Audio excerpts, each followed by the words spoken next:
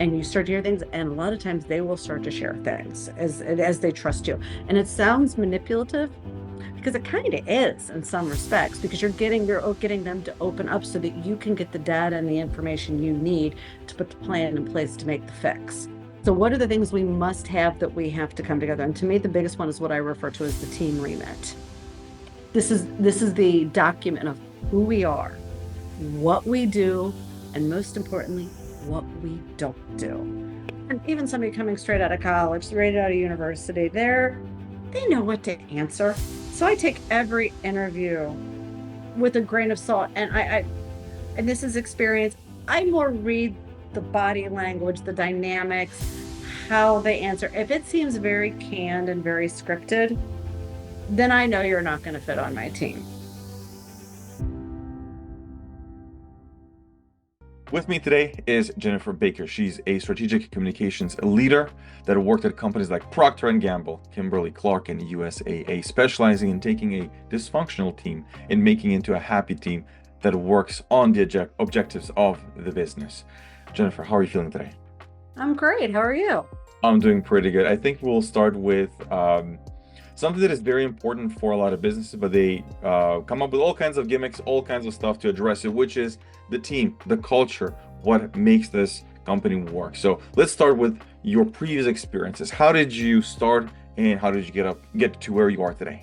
Okay, so I started at Procter & Gamble many, many, many years ago, working in marketing and then moving into comms, where when you work at a company that I think at the height when I worked at P&G, we had almost 120,000 employees, you get to work with massive teams, but sometimes you're also on very small teams with the brands, and you got to see how team dynamics worked. And I worked on some very, very functional, creative, honestly kick-ass teams that just delivered incredible business results working cross-functionally.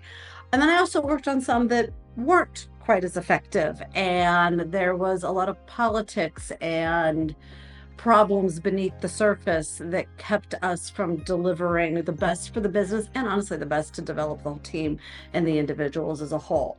From there, I moved to USAA, where I led PR, and that was the first team that I really got to come in and fix. Great team, great individuals, highly talented, capable people that just weren't working together well.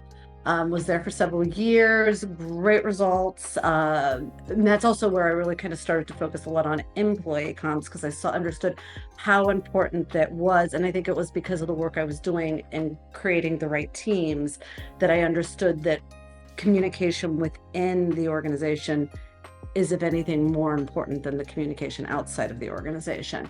From there, I moved to a company called FIS, which is the largest fintech provider in the world. And same thing. It wasn't necessarily a dysfunctional team, but it was a widely dispersed team before teams were widely dispersed. This is pre-COVID. So it was bringing the team together more than it was rebuilding a dysfunctional team and getting them to work together, focused on similar objectives, so really we could make the most out of the full team. And then from there, went out on my own for a bit, then moved back into Kimberly-Clark, where I was absolutely hired to fix a dysfunctional team. They were ridiculously dysfunctional. And again, great, talented people that were lacking direction. And so as I started to realize that I've developed this framework of how to do, I think it's almost my responsibility to kind of share this framework, because how you work within your team, and when I'm talking team, I'm not talking the 1,000, 10,000, however many people within your organization. I'm very often talking that 5-6 person team, that 12 to 14 person team, because that's who you work with. Yeah, you're working cross-functional, you're working with other people, but it's those people like within your actual team, whether it's your internal comms team, your HR, we handle employee training and development team, whether it's your part of the accounting team, finance, IT. It's not the function that matters. It's the fact that it is a team that's working together on common objectives. Right. So it feels like there are levels to the how it is functioning, how a group of people might be very talented, but they're not working to get on the same objective. Mhm. There's multiple symptoms that you would see. It's not just usually, oh, we have like a break of communication. It's multiple things that could Oh, there's so many things that could be going wrong. right. Now, let's go over this 12-step process that you've created over the years. How does that work? Okay, so the first thing is, and I'm making, ironically, I'm going to go here with making an assumption that you've got somebody who is coming in either new, like to the team or even new within the company, because that's how it's happened with me. So you've got a team. Now, very often it's going to be somebody who is embedded already and they realize they've got to do something. So the first thing, and this is again ironically what I said, it is never assumed, because when you come into team, you are going to hear so many things from outside sources, whether it is colleagues who have worked with this team, people who used to be on the team, other leaders. So don't assume. You have to learn for yourself. So you've got to come in and you've got to, as best as possible, cast everything aside and go in with a very curious mindset. I'm going to quote Ted Lasso, it's be curious, not judgmental. In other words, you're going in to learn and to find out. So you know what everybody thinks, let's find out what the reality is. And that starts with team meetings, starting to kind of sit back and watch it. And I think one of the biggest things is let them talk. So one of the first things I would do is I'm like, hey, we're going to have a team meeting. I'm going to introduce myself to everybody, and then I'm going to sit back and I'm going to listen. And I'm going to watch. And it's very interesting because you're doing this sometimes remotely and you're doing it in person. So you're going to watch body language. You're going to listen to tone. Most importantly, you're going to notice who's talking and who isn't. And if you can, watching the reactions to the people who are talking by the people who aren't talking. So kind of just starting to figure out that team dynamics. And this is something that you don't do in one meeting. This does take some time. Does this take 6, 7, 8 months? No. Once you've done it, this should take you a couple weeks. You should be able, especially if you're somebody who has led teams before, or if you've been in the workforce for any amount of time, you start to kind of just get a grasp of what's going on. And that takes you to step 2. And this is step 2 is part of step 1, which is meet with each team member individually.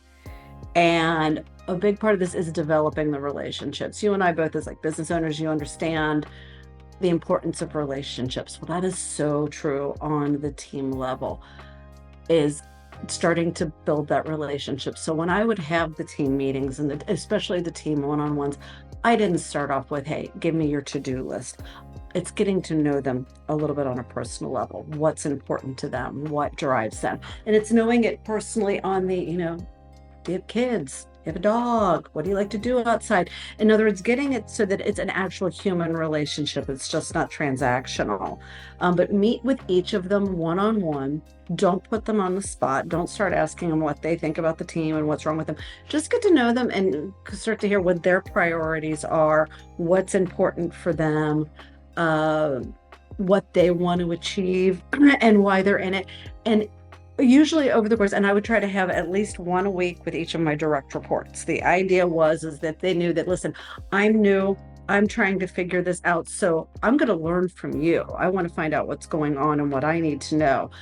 And then that builds that relationship, and you start to hear things, and a lot of times they will start to share things as they trust you. And it sounds manipulative, because it kind of is in some respects, because you're getting them to open up so that you can get the data and the information you need to put the plan in place to make the fix. So that's usually, and this is all, those 2 things are usually happening within the first month. And then I go to step 3, which is, and I call it the one thing to build trust. I am a movie person. I'm going to reference different movies and pop culture here several times, and I'm going to date myself when I do this.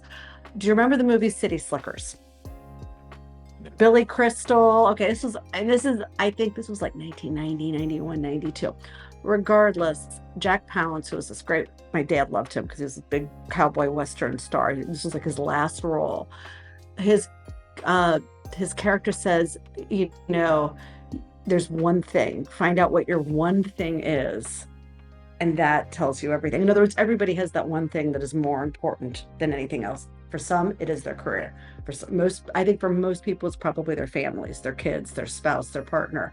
Um, but find out what that one thing is. That's double trust. So that's what's happening in those one-on-ones as this team meeting, is finding out what the one thing is between each of them, and they'll start to talk about it. And sometimes it could be yeah, this is how I pay the bills, but my really great passion is, I had one like, she was an amazing baker. Like eventually I would like to do that.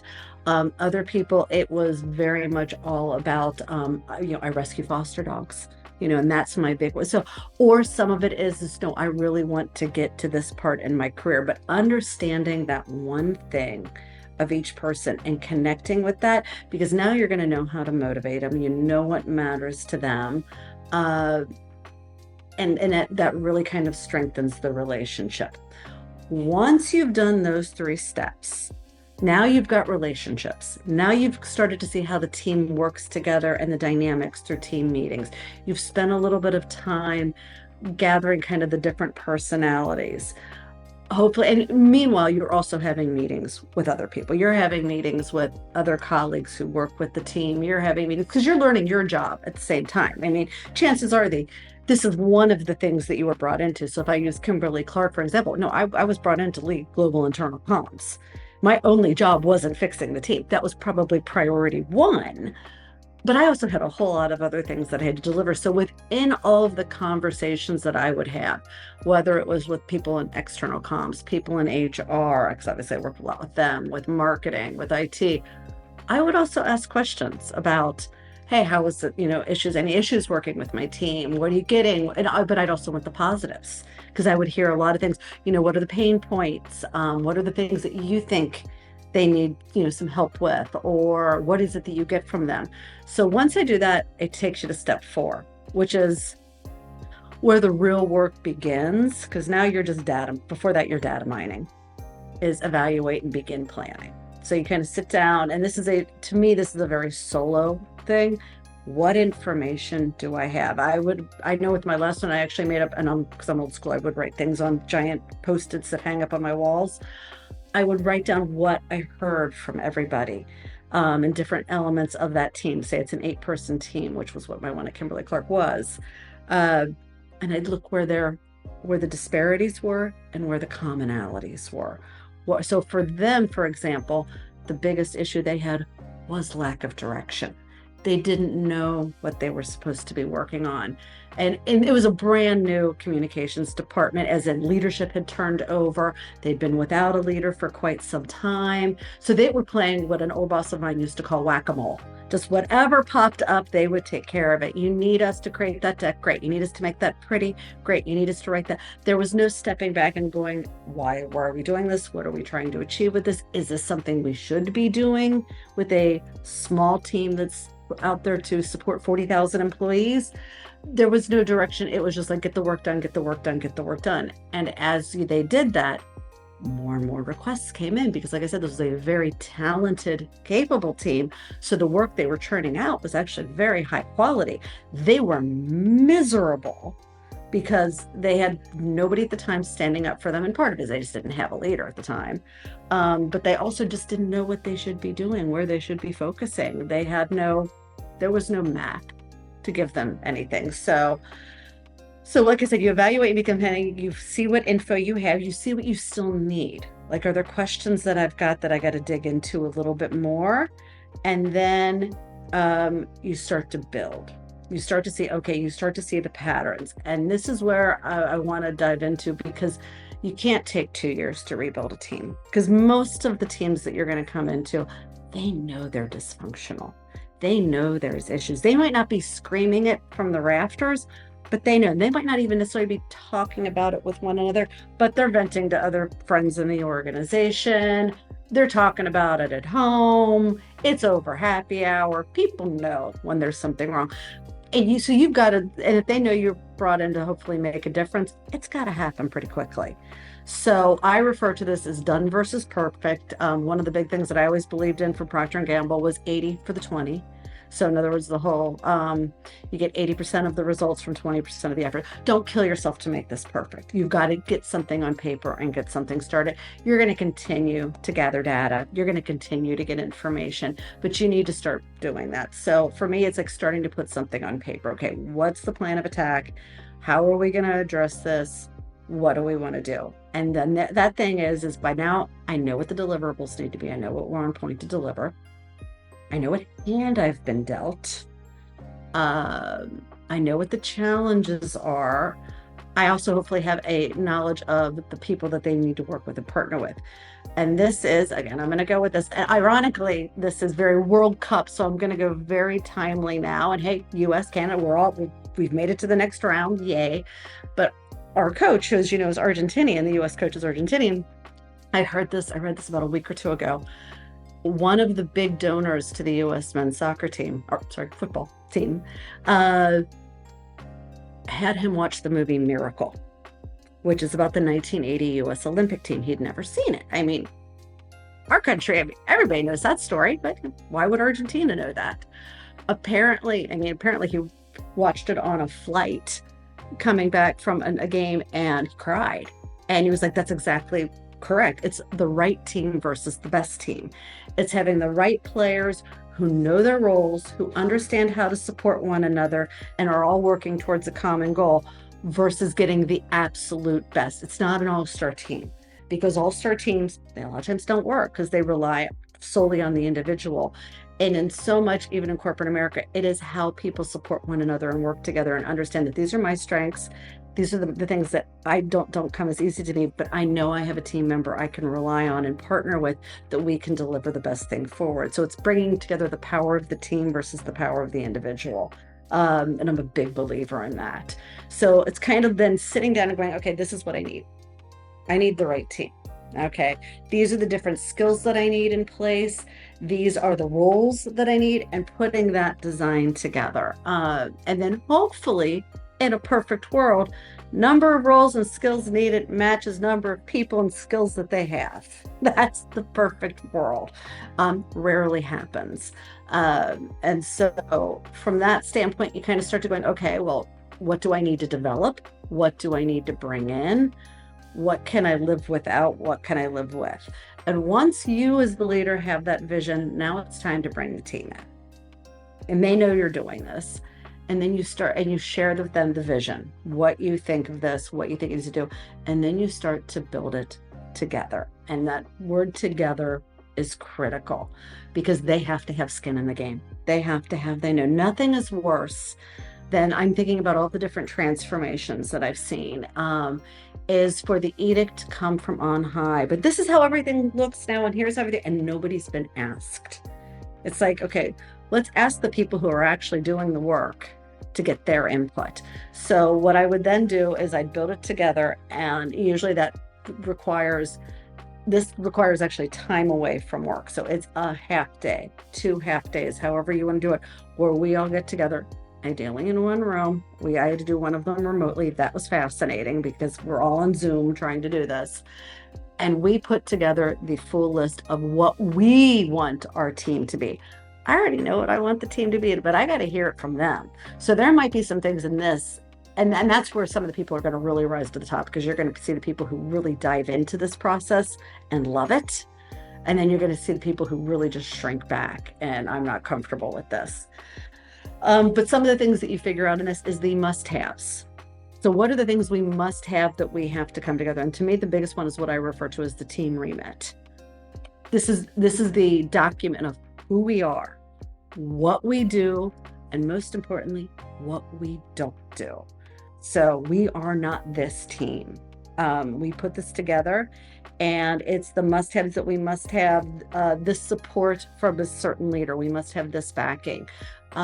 We put together, like I said, at Kimberly-Clark, a complete, I think it was a 15-page team deck, remit of all of the different elements of what we deliver, what we're on point for, what we're responsible for, what we view success as, how we're going to measure it. But then we also divided it out and like, we do this, we don't do this. So for example, one of the things we don't do is we're not going to build a deck for you.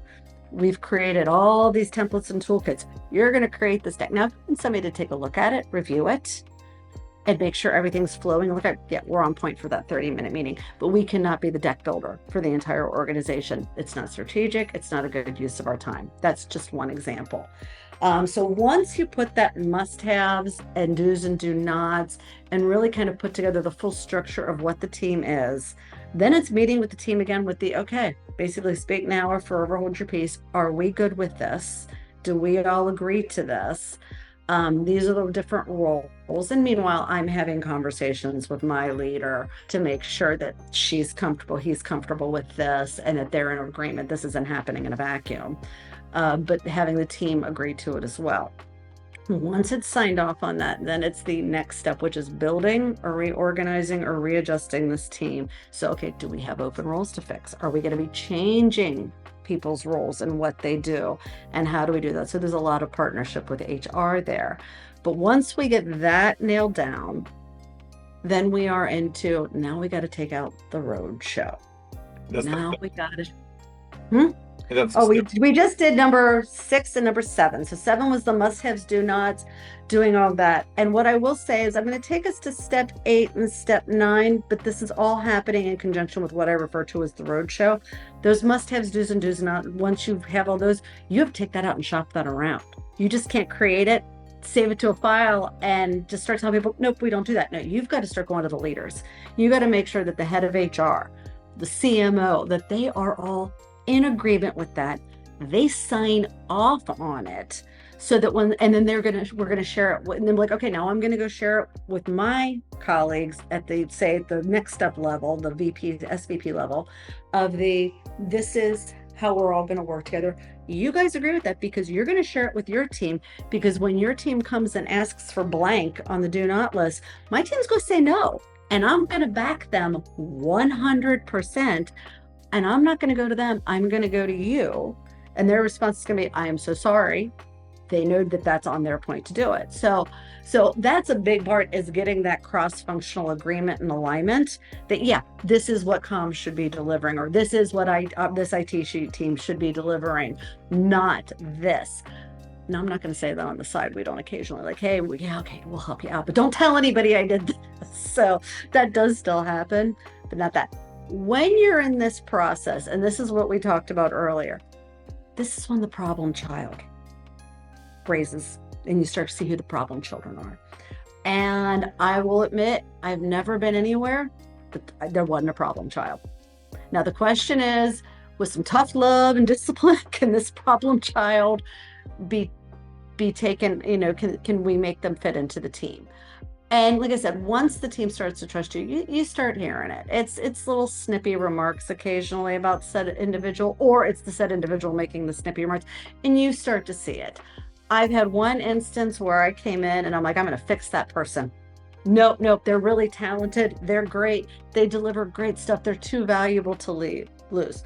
4 months later, I'm like, okay, I got to figure out how to get this person off the team. It's just not, the good was not worth the bad. I had another time that fortunately said individual recognized that they weren't the right fit. Like I said, not a bad person, highly talented, just not the right fit for this team. Like I said, right team versus best team.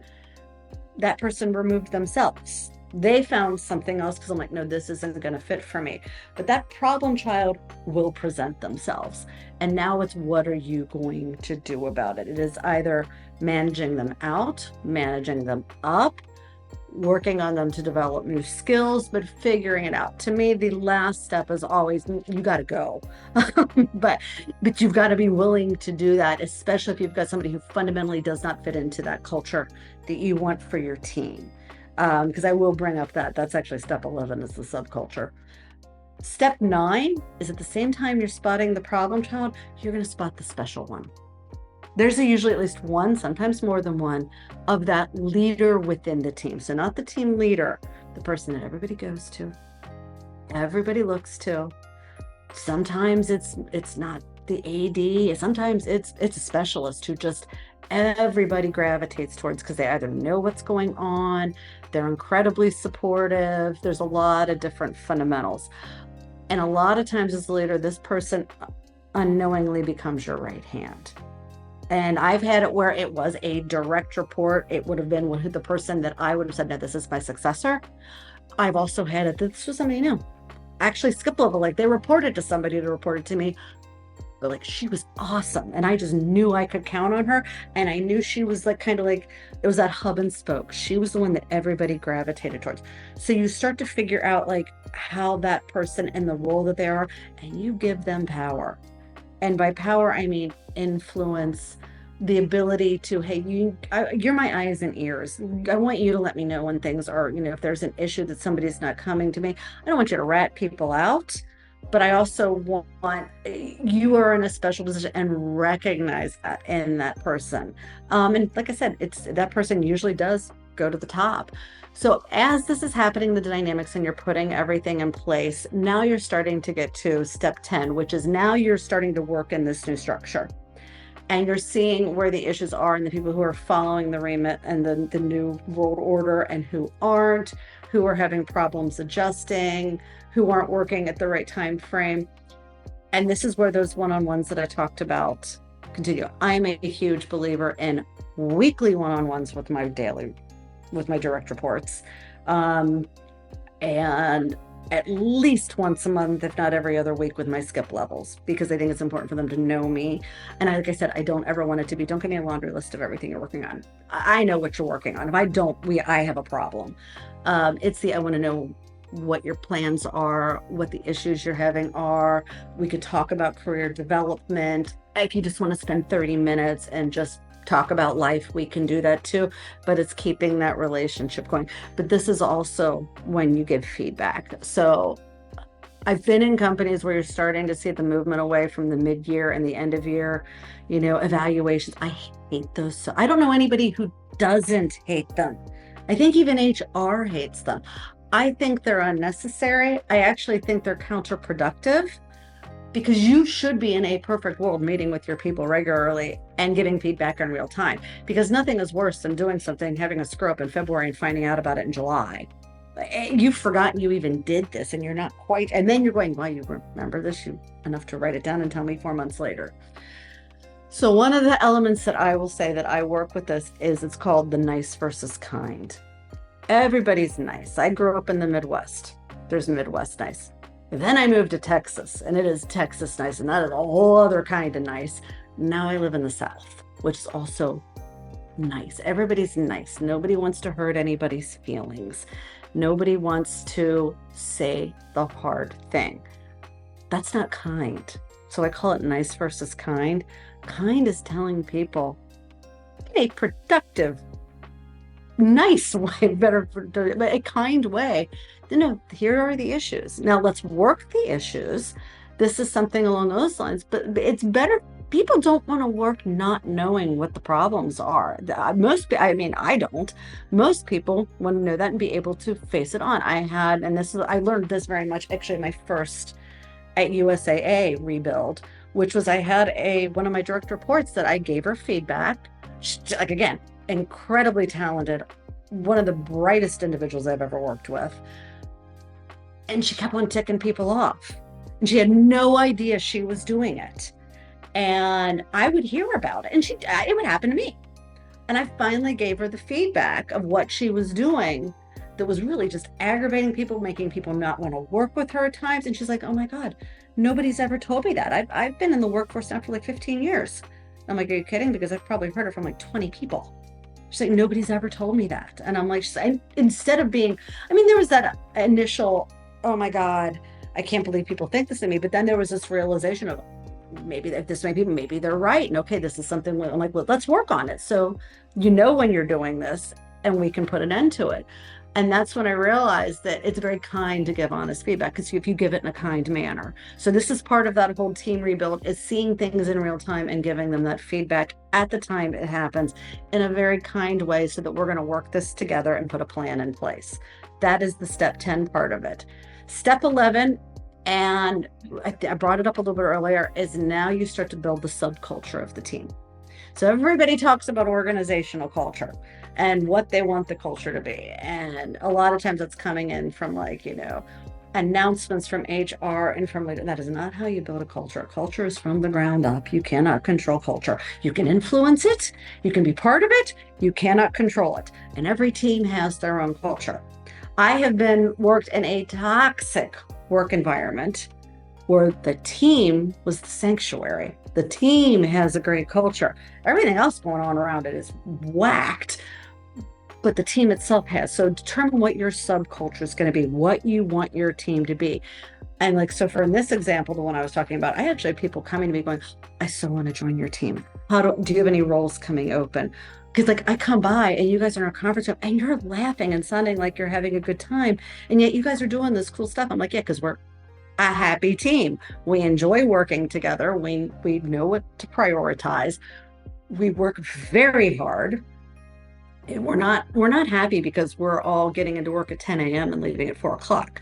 We're very happy because we like one another. We enjoy working together. We know everybody's strengths and weaknesses, where the opportunities are, and we pull together to deliver stuff. And it is fun to deliver good work. It is so much fun to deliver results. And so we started to get that. So it's knowing what that subculture. On the flip side, I've also worked in an organization where the culture itself, but you talk to most people who work there in different functions, they're like, oh my God, this place is great. We love it. We love it. But that function is just not good. That team is not good. And I usually think it's a leadership thing, but they haven't spotted the problem. Children, they're not working together. They don't have directions. So you can have that. So determine what your team's subculture is going to be, so that you can either be you can be that safety net, that kind of that safe harbor that people have. And then the final one is to keep this going. So once you get it, and like I said, I'll go with Kimberly-Clark. I started there, and I would say by 7 months later, that team was rocking. Within 6 months, the team was rocking. We had delivered on at least 4 major deliverables that we had wanted to. Like, 2 were starting when I joined the team. 2 other ones were ones like, no, we're going to do this. So it can happen in 6 months, but then you can't just sit back on your laurels and go, okay, well, team's rebuilt. We've got the subculture we want. All's well. This is a constant revisiting. So it is constantly having those team meetings, and it is constantly making some changes as either new people enter and people leave, or the world around us changes, new leadership comes in, new business opportunities, new business challenges. How are we going to work that? But if we have created that subculture and that team structure, we can address those together. And it also helps when you're going to be bringing new people in, going, okay, well, we know what our culture is.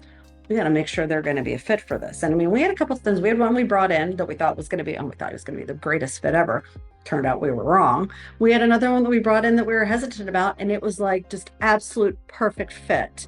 So it's understanding what's going to work in the dynamics, but keeping that moving. To me, the most important job of any leader of a team is that team. They're my responsibility. So their success is my success. My job is to knock down obstacles for you. My job is to put you in the position to have the best success possible. And when something goes wrong, it's my fault. It's not yours. I did something wrong. Even if I didn't, I still believe in taking that responsibility. And that's the other part. The team knows that. And they say that, and that just builds trust anymore. So those are the 12-step. That's the 12-step process. It's not clean as in like you finish one, you go to this. They're happening, especially those first 3, they're happening simultaneously. Then there's that 4 where you're evaluating, but then you go with 5 through 9, 5 through 10, they're happening very simultaneously, but that's how it works. It's worked for me 3 times so far. I've shared it with some other people that were having issues. They've come back to say, yep, this worked. This worked. It's not perfect, but we are at least now, I don't have employee engagement scores in the 30s anymore. They're up in the 80s now. So okay, at least my team is claiming to be satisfied and happy. Interesting. And this can work, like I said, for a 4-person team. This can work for a 40-person team. Um, as you were going through your steps, I was writing down questions because I feel like now at the end we can kind of go back through some of them and debate it, talk about it because I think it's a very clear layout and the plan is well thought of because it does feel like you can go through them or you can kind of mix it up a little bit. But I think if you kind of follow it, you start to feel the period where this will now look pretty. This will be really messy, and this is where you got to roll up the sleeve. Is going to be really difficult. Exactly. Let me go specifically in those areas. So what I mean by that is the first one, this one, and I'm going to ask some. They might sound uncomfortable to a lot of people. What if someone is lying or trying to throw you off the trail in step number 3? What do you do there? Step number 3. So the one thing to build trust. In other words, they're not letting me like them and get close to them. You start to figure that out. I mean, so I could usually figure that out within a couple of meetings.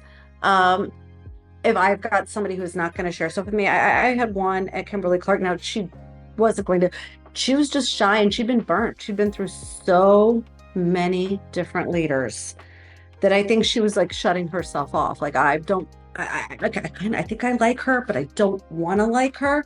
So I'm just not going to answer questions. I'm going to stay quiet. And that was a lot of work to get her to finally open up. And part of it is like I said, you'll jump all the way to step 9, spot the special one. By that point, because I had 2 special ones on that team, I had already really connected with one of them. Like, I mean, within like the 1 to 2 meetings, we were tight already. And I'm like, yeah, she's going to be awesome. I enlisted her because I knew she knew this, worked closely with this individual. And I'm like, I'm really trying to like connect and see how I can help. And I'm just, is there something I'm missing? Is there something I need to do? So it's like, if there's somebody like I'm thinking like in high school and college, I have teenage boy. One's not a teenager anymore. If there's somebody they like okay, talk to their friends, find out like what she's into, and find out how to make that connection kind of thing. It's not unlike this because you're trying to build a relationship. And sometimes, I mean, honestly, and you say like if they don't want to share, or they're purposely trying to put me on the wrong path. Well, boom, then I'm at step 8. I got my problem child. I know that right now because you are either the cancer, you're the one who is trying to throw people off. There's an issue here. And it might not be me. It could be something deep seated. It could be something that happened a year and a half ago that they're so ticked off that they want to throw this team under the bus. But there I've got my problem child because usually what will happen is there's going to be commonalities in what I'm hearing. So like I said, if it's a team of 8 and one of them is saying something completely opposite of what the other 7 are telling me or not coming in, there's something off. There's something done. So like I said, it's looking for the commonalities, there's going to be consistency. Now, that was a very good way of looking at it because you're saying you can figure it out if you're truly talking with someone one-to-one, not in a team environment, and maybe talk with their colleagues and find out a little bit more. But let's go to the next one. What if you have a great team member that let you down several times? That's around step number 6 where I wrote that down. You have a great team member that let you down several times. Okay, so in other words, they're great. They're all about the team, but they're not delivering the work, maybe? That's right. That's the hardest. I won't lie. That's the hard. Nothing is worse than really, really, really liking somebody, thinking they're great, and you're like, they can't do the work. They don't have the skills. Somebody's with the board, and that's where you really jump to 10. Which is the nice versus kind. You're starting to feel this, and usually you will have gotten feedback. And this is like feedback from their team, because the issue is a lot of times with the team, they will all like this person too. And so they're going to protect them. They're either going to I've seen this happen. They'll step in. Hey, I'll take care of this for you. Don't worry, I've got you covered, because they like them. That's not nice. It's kind of like, my husband's a teacher, so I'll use that. It's kind of like passing kids who don't pass. Who aren't like, so you've got 17 and 18-year-olds who are like at a 3rd grade reading level because they've been passed. Well, we don't want to fail them. That's going to give them a signal. No, we got 18-year-olds who can't read. So that's where nice versus kind comes in. You sit down, but instead of saying to them, in my opinion, you can't do this job, this is where you dig deeper to what do you want to do? Because people usually know when they're not delivering. They're not. they may not be good at this, but they're not, unless they're completely not self-aware, they're not stupid. They know they're struggling. That's a really awful place to be.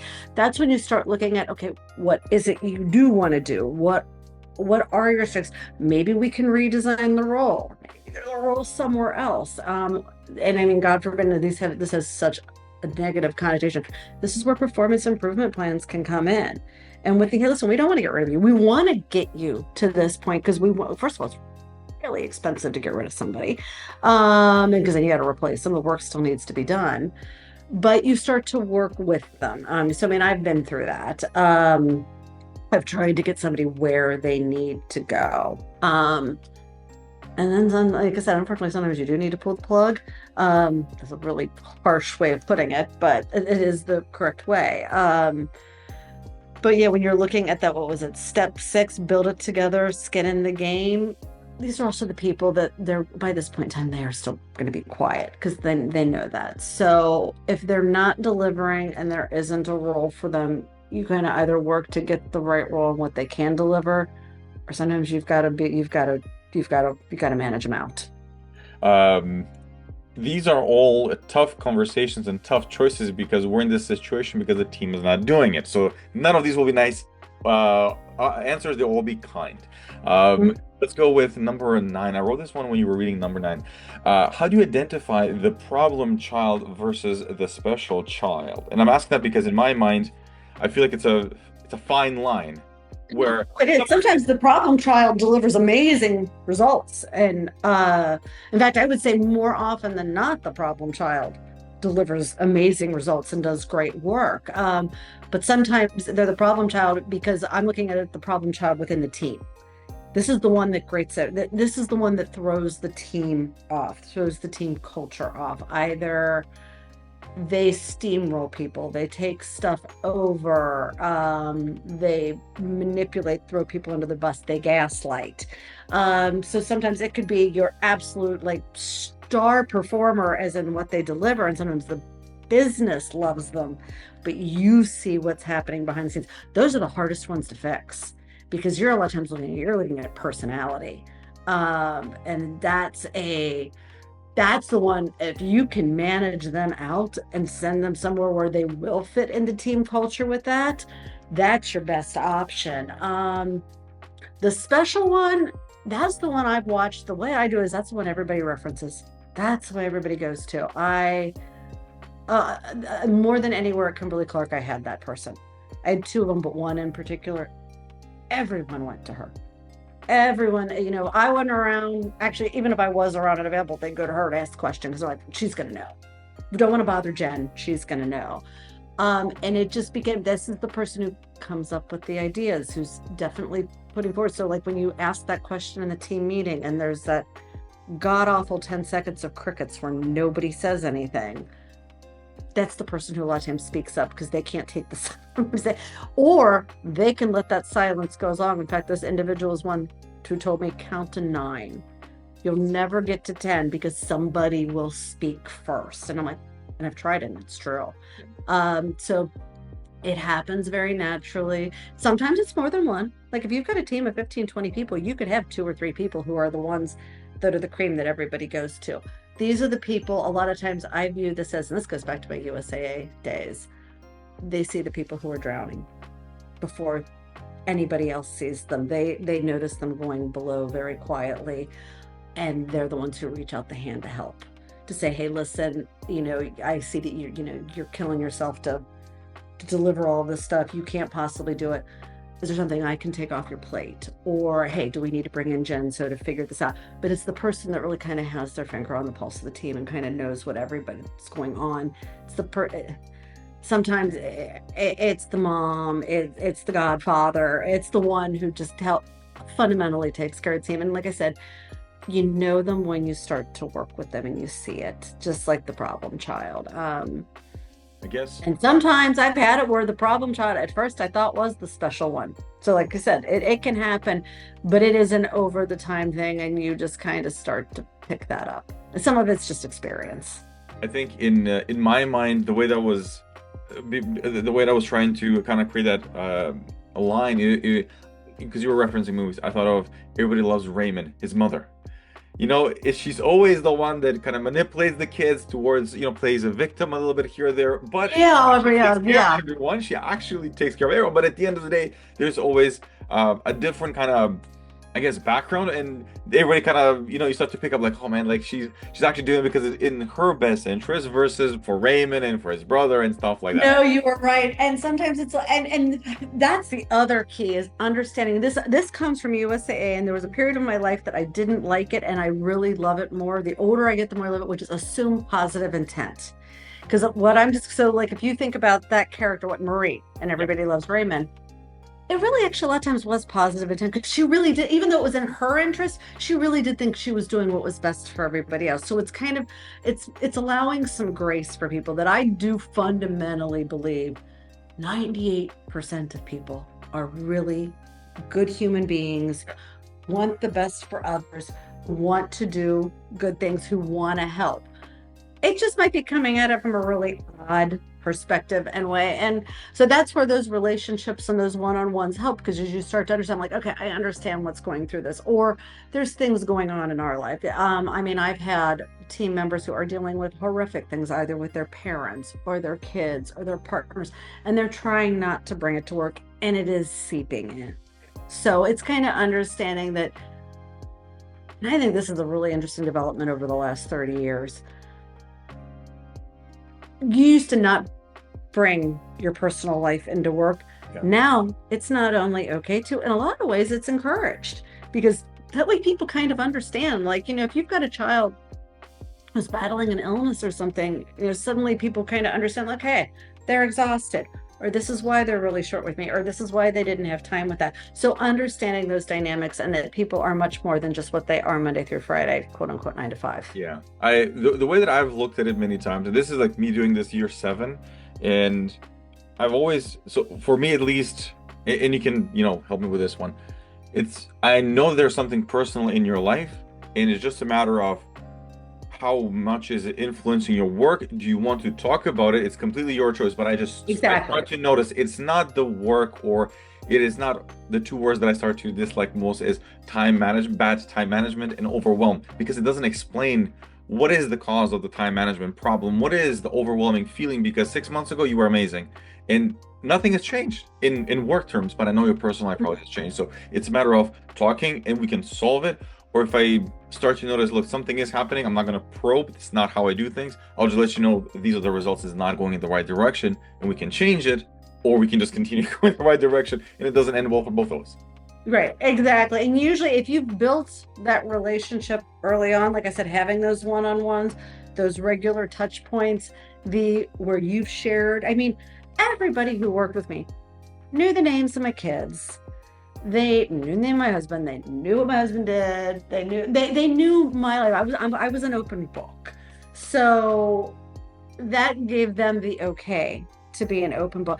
And I had colleagues who were like, I wouldn't share all that with them. I'm like, I'm not giving them my social security number. I'm not giving them access to my bank accounts.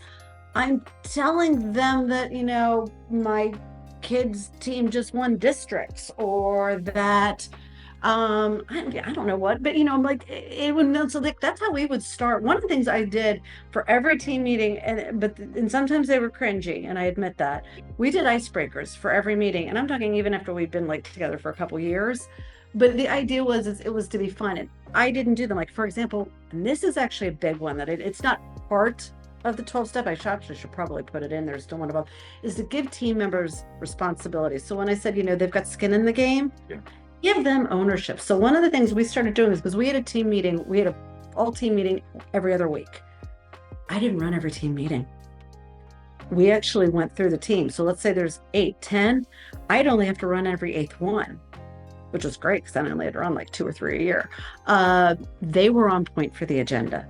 They were on point to get, if we were going to have a guest speaker, somebody come in, they were on point for the icebreaker, what that was going to be, and different one. So they were running it. So it wasn't just me talking down to them. It was a team meeting. And I think that was a really key thing that we did. And that built trust, and that allowed everybody to kind of see what was happening. And it also allowed that I had a couple times that I had other team members going, okay, so and so is going through something. Can't share what it is. That's up to them. But I think it's important that you know that there's more than what you're seeing on the surface. And that was the word. I cannot overplay the word trust.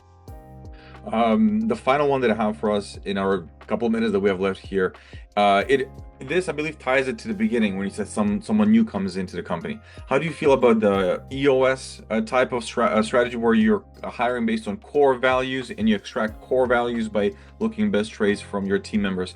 Is that something that is still good, or like that's part of it, but this is a different way of doing it?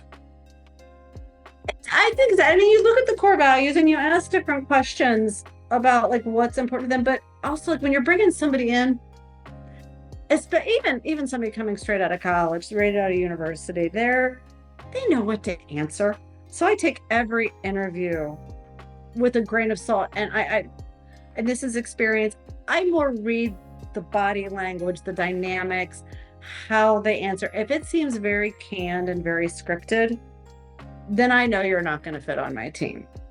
So I kind of look at it that, and I do take the company's like core values into because this is because hopefully if I've joined a company or I'm working with a company, I believe in their core values as well. So for example, if one of them is accountability, one of their values, I want to know what that means and how they do that, and understanding that people, hey, you're going to be accountable and you've got to be okay with this. Like, in other words, you're on point to deliver this stuff, and if you don't, there's an issue. But if another one is, trying to think of another one is integrity. Does that trump accountability? In other words, I can achieve these results, but I'm going to have to do something maybe slightly unethical or something I question in order to do that. What trumps what, and kind of understanding how all those work together. So I think that hopefully that answered the Yeah. question on that one. But I take it into experience, and like, I'd be shooting myself in the foot here on this one, but in other ways, I don't take the HR questions that they want you to ask during interviews. I usually didn't use those. I have my own questions, because especially if I'm hiring somebody that's 10, 12 years experience, I can look on paper and see that they've got that. I can talk to a few people and find out that they've got that. I got to find out if you're going to fit and if we're going to work together well and you're going to be part of the team.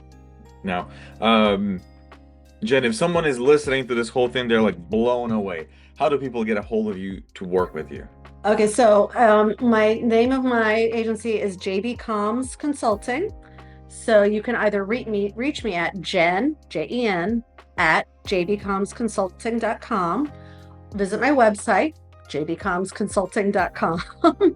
I'm on LinkedIn, so please follow me. I do try to post a lot. I had some interesting posts this week. I thought it was interesting, all about leadership and communications during the American Revolution, the Declaration of Independence being our 250th. LinkedIn's algorithm didn't agree. But those are obviously the best ways. My all my contact information is on the website.